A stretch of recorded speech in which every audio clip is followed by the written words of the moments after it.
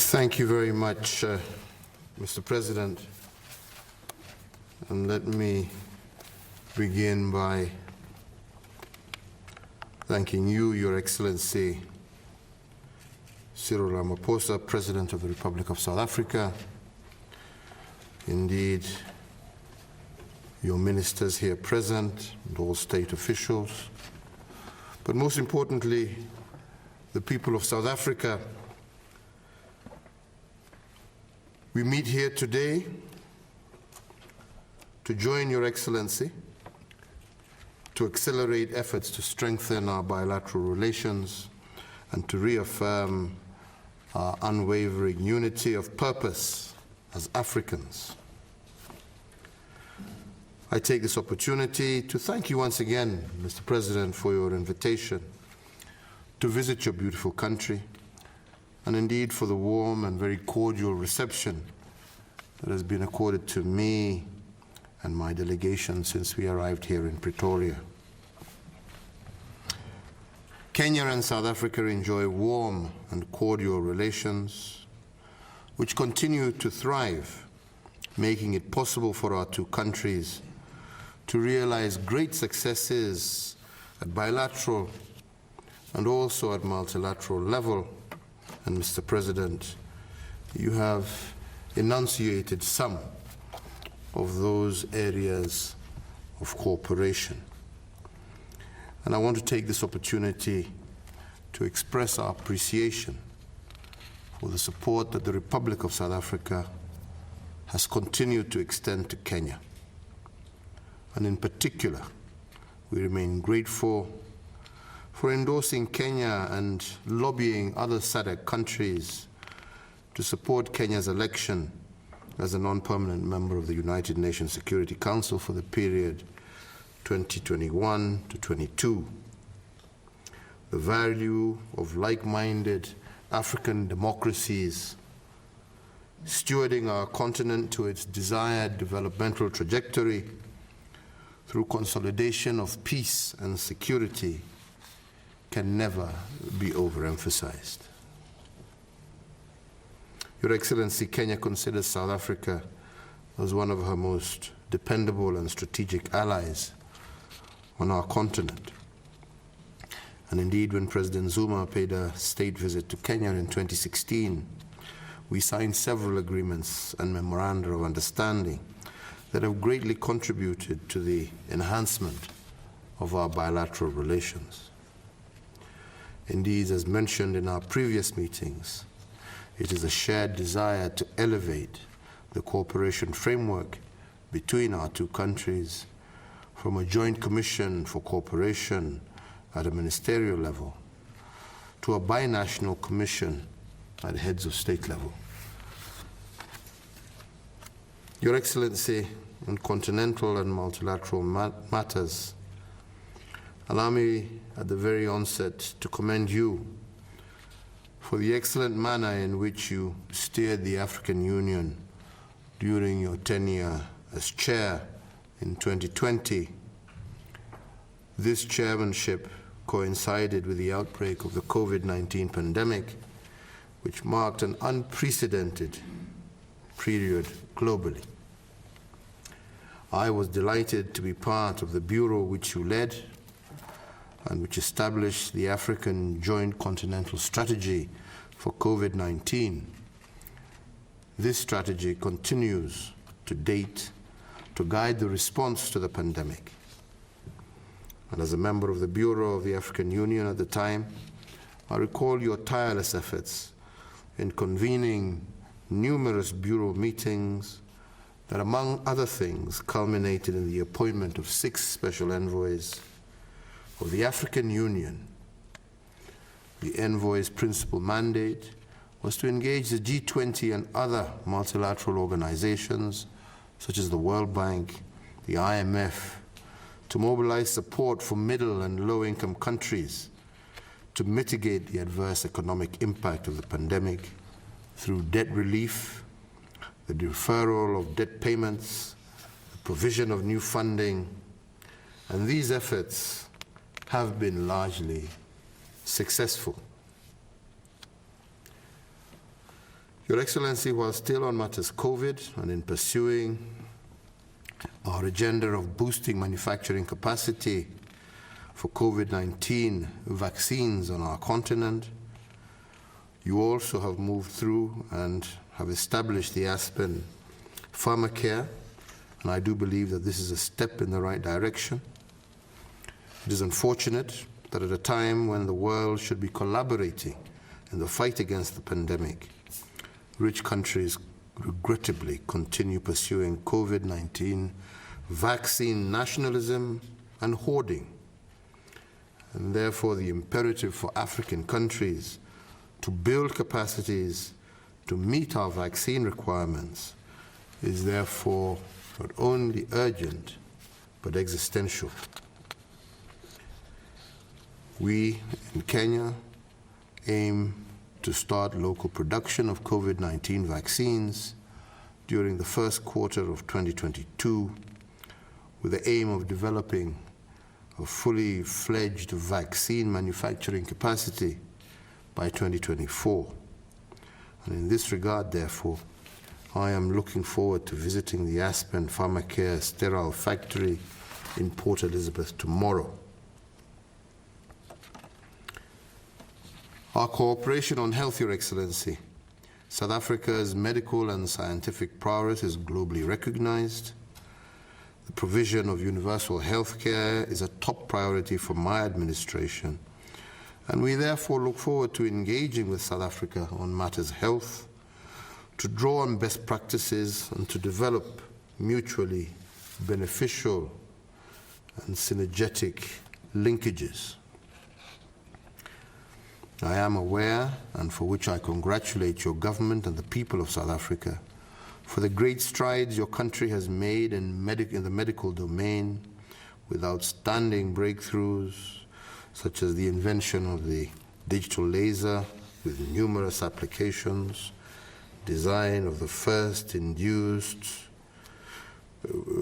pluripotent stem cells in Africa, amongst many other things, including pioneering surgical procedures using 3D printed middle ear bones that was developed by one of your local professors, Mashudu Tishifaru, at the University of Pretoria.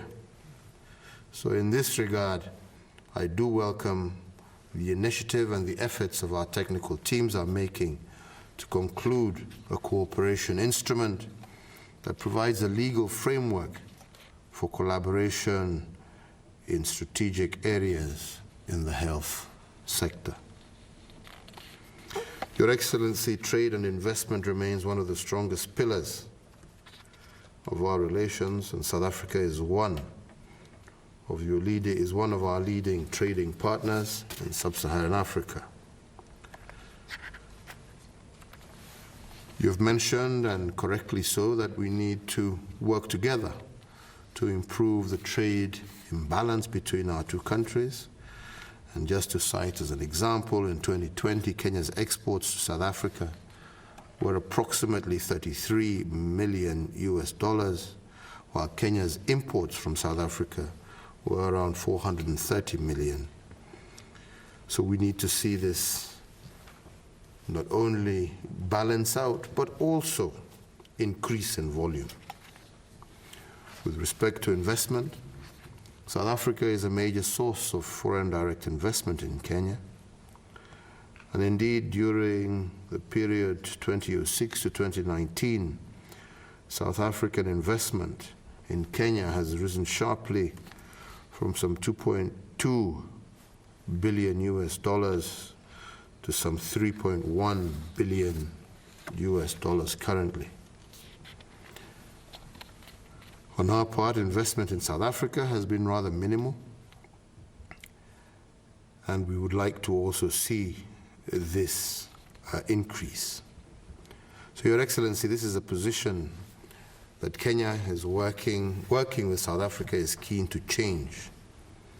Our increasing manufacturing capacity and innovation can substantially drive the increase of Kenyan exports into your country, and we are confident that we have a wide range of products that will be beneficial to South Africa, indeed as you have just mentioned, we need to address ourselves to the big question, and that is, what is hindering trade and investment between our two countries, and what is it that we need to do to increase both trade and investment between our two countries.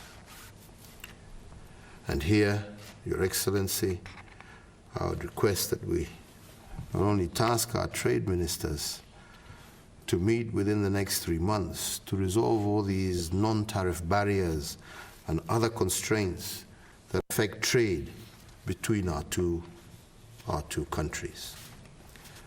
Further, noting that trade between our two countries is currently hugely in favor of South Africa, we should agree to task the technical teams to propose measures that our two countries could adopt to address the trade imbalance. I am sure Your Excellency will agree with me that there are a number of areas where Kenya has a comparative advantage, and these are areas that we would like to see an increase in volumes of trade and also investment between our two countries. Given the strategic importance of South Africa and Kenya in the continent, addressing the bottlenecks in the trade and investment regime between our two countries is an important building block towards harnessing the benefits of the Africa Free Trade Area. We are already working together to lobby countries in our respective trading blocs to ratify the tripartite free trade area, and indeed I urge our teams to hasten this process.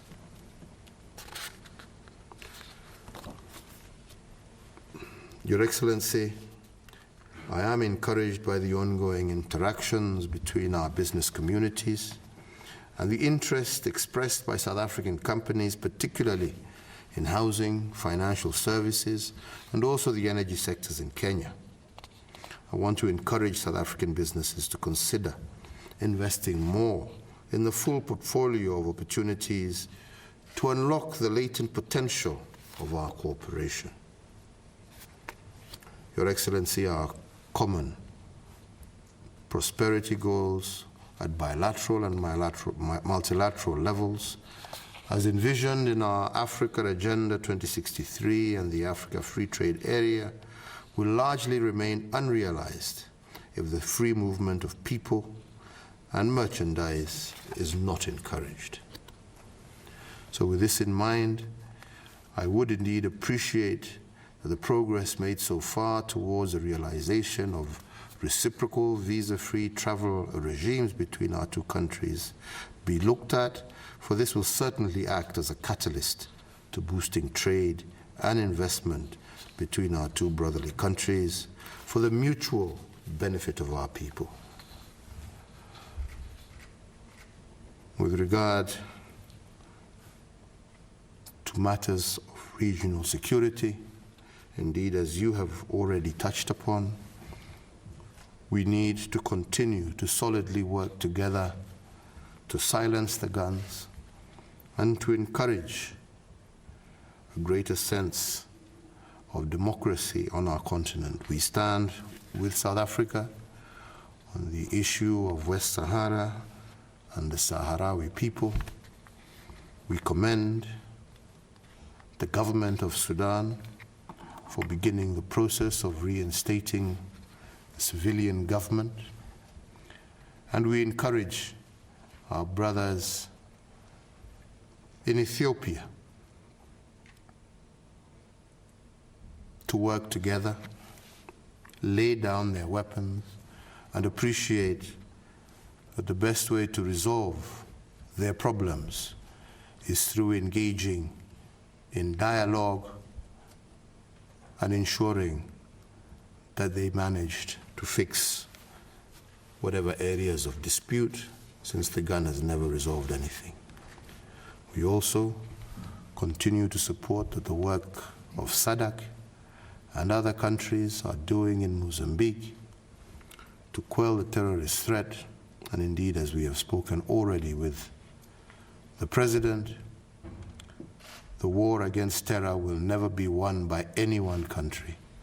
It will take all of us working together to ensure that we rid our continent of the terror agenda, and we also ensure that we are able to live as a continent with the peace, stability, and security that our people need in order to prosper. With that, Your Excellency, I wish to take this opportunity in conclusion to extend an invitation to you to make a reciprocal state visit to Kenya at your earliest opportunity, and as we steward together the strengthening of our political and economic cooperation for the mutual prosperity of our two peoples. I thank you, Mr. President. Thank you very much.